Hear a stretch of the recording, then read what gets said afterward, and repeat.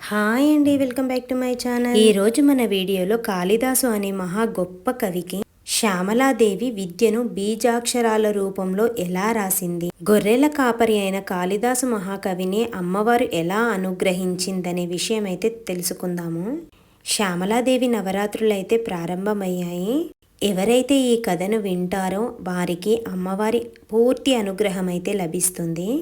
శ్యామలాదేవి సరస్వతీదేవి రూపం, జ్ఞానస్వరూపం. ఈమెను మంత్రి అని అంటారు. లలితా అమ్మవారికి శ్యామలాదేవి మంత్రిగా మనం లలితా సహస్రనామాల్లో వింటూ ఉంటాము.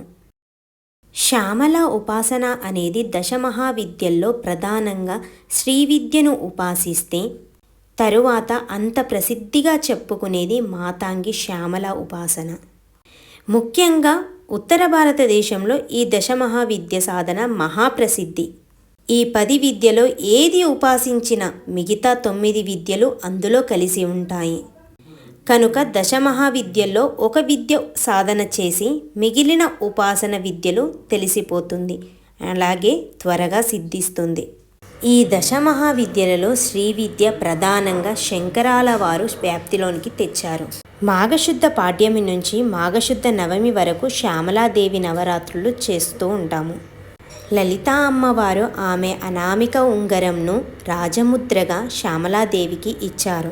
రాజ్యభారమంతా పర్యవేక్షిస్తుంది కాబట్టి రాజ్యశ్యామల అంటారు. ఈమెనే మాతాంగి అని కూడా అంటాము. ఇప్పుడు కాళిదాసు మహాకవిని శ్యామలాదేవి విద్యను బీజాక్షరాల రూపంలో ఎలా రాసింది అనే కథను చెప్పుకుందాం. కాళిదాసు మహాకవి ఒక గొర్రెల కాపరి రాజుగారి దగ్గర ఉండే ఆస్థాన పండితుడు. రాజుగారిని వారి కూతుర్ని వివాహం చేసుకుంటానని అడుగుతారు ఒకరోజు. అప్పుడు రాజుగారు తిరస్కరిస్తారు. అప్పుడు కక్షపూర్వకంగా రాజుగారి కూతురిని ఒక్క సామాన్య వ్యక్తికి కట్టపెట్టాలని ఆలోచనతో రాజపండితుడు కాళిదాసును తీసుకొని వచ్చి రాజుగారి దగ్గర మహావిద్వాంసుల్లాగా చూయించి యువరాణితో పెళ్లి చేస్తారు.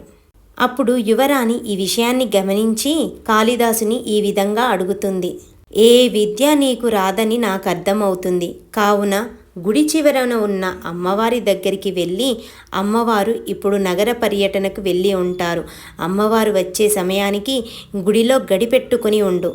అప్పుడు అమ్మవారి లోపలికి రావాలి కాబట్టి ద్వారాలు తెరవమంటుంది. అప్పుడు మీరు మీ కోరికను ఆమె దగ్గర ప్రస్తావించండి. మీరు ఒక అజ్ఞాని అని, సరస్వతి కటాక్షం కావాలని కోరండి.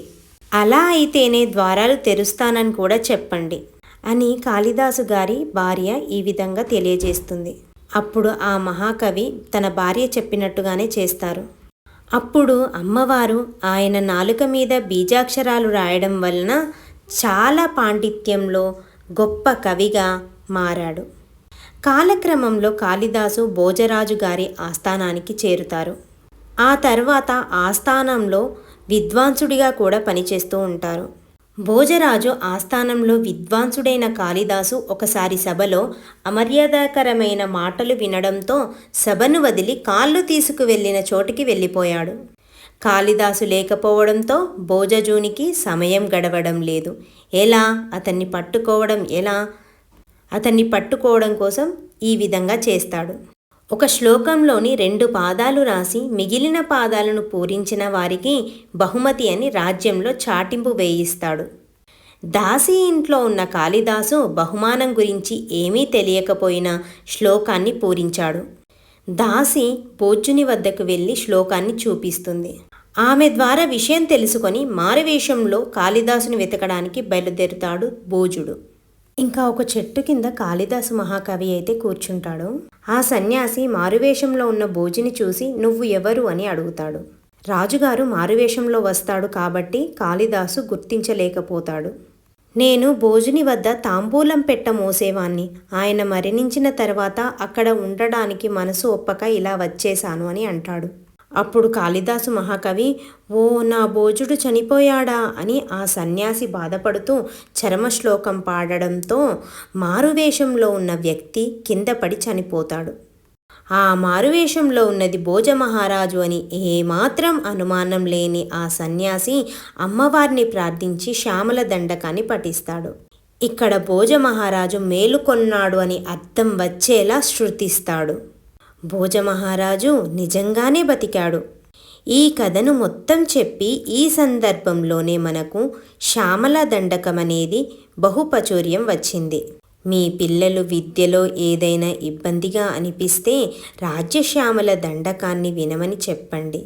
విద్యలో ముందుకు తీసుకువెళ్తుంది. ముఖ్యంగా మతిమరుపు ఉన్న పిల్లలకు ఈ దండకం అద్భుతంగా పనిచేస్తుంది. మనకు జ్ఞానాన్ని ప్రసాదించేది శ్యామలాదేవి. శ్యామలాదేవిని ఆరాధించడం వలన మనకు జ్ఞానం అనేది సిద్ధిస్తుంది. ఎవరైతే ఈ కథ వింటున్నారో ఆ అమ్మవారి, ఆ శ్యామలాదేవి ఆశీర్వాదం ఎల్లవేళలా ఉండాలని మనస్ఫూర్తిగా కోరుకుంటున్నాను. ఈ వీడియో కనుక మీకు నచ్చినట్లయితే లైక్ చేయండి, షేర్ చేయండి, కామెంట్ చేయండి. ఇటువంటి మరిన్ని మంచి వీడియోల కోసం నా ఛానల్ని అయితే సబ్స్క్రైబ్ చేసుకోండి. శ్రీమాత్రే నమః. ఓం శ్యామలాదేవియే నమః.